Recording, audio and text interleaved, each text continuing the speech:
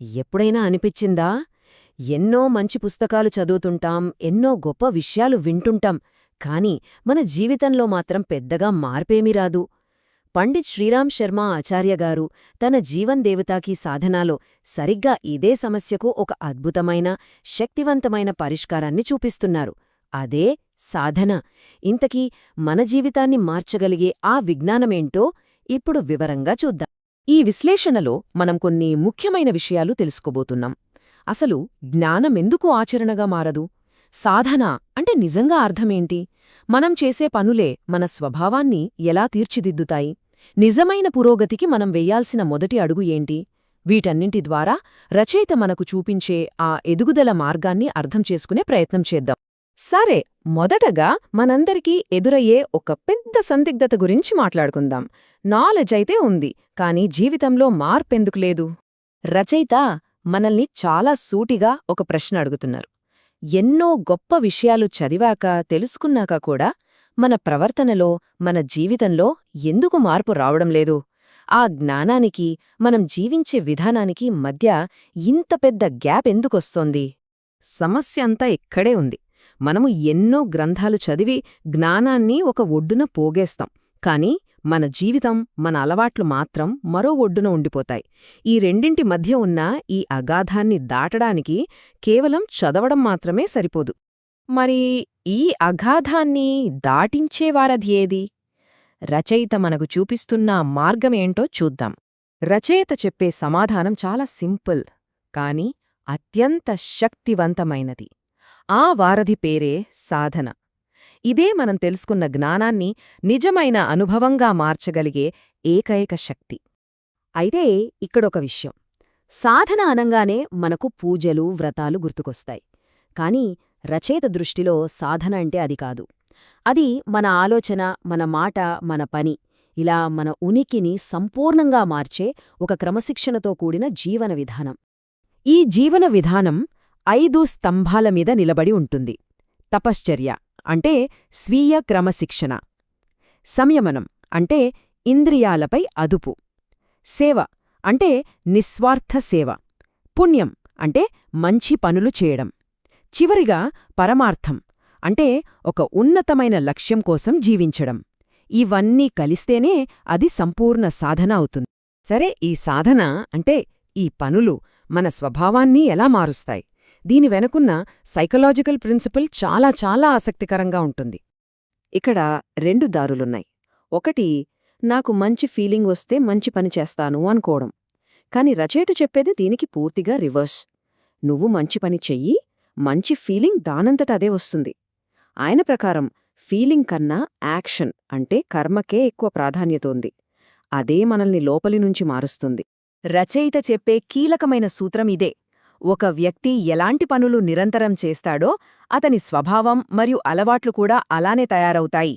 అంటే సింపుల్గా చెప్పాలంటే, మనం చేసే పనుల ద్వారానే మనల్ని మనం తీర్చిదిద్దుకుంటాం. ఈ కర్మకు, భావనకు మధ్య ఉన్న బంధం విత్తనానికి, చెట్టుకు మధ్య ఉన్నట్లే. ఒకటి లేకుండా ఇంకొకటి లేదు. కర్మ అనేది మంచి భావనలకు ప్రాణం పోస్తే ఆ భావనలో మనల్ని మరిన్ని మంచి కర్మలు చేసేలా ప్రేరేపిస్తాయి. ఇది ఒక విడదీయరాని శక్తివంతమైన సైకిల్ అన్నమాట. మరి ఈ మార్పు అనే ప్రక్రియ ఎక్కడ మొదలవ్వాలి? రచయిత ప్రకారం మొట్టమొదటి అడుగు శుద్ధి. దీన్నే ప్రాయశ్చిత్తం అంటారు. ఆలోచించండి, ఒక కొత్త భవనం కట్టాలంటే ముందు పాత శిథిలాలను తొలగించాలి కదా. అలాగే మనలో కొత్త స్వభావాన్ని నిర్మించుకోవాలంటే ముందు మనలోని పాత చెడు అలవాట్లను, ఆలోచనలను తొలగించుకోవాలి. ఈ ప్రయాణంలో ఇదే మొదటి మెట్టు. ఈ శుద్ధి ప్రక్రియలో 2 ముఖ్యమైన భాగాలున్నాయి. ఒకటి, తపస్సుతో, స్వీయ నియంత్రణతో మన అంతరంగాన్ని శుభ్రపరుచుకోవటం. రెండవది, ఒకవేళ మనం ఇతరులకు ఏదైనా హాని చేసి ఉంటే దాన్ని సేవ ద్వారా పూడ్చడం. ఈ 2 కలిసినప్పుడే ఆ ప్రాయశ్చిత్తం పూర్తవుతుంది. ఈ శుద్ధి అనే ప్రక్రియ ఎంత పవర్ఫుల్లో చెప్పడానికి రచయిత కొన్ని అద్భుతమైన పోలికలు వాడారు. చూడండి.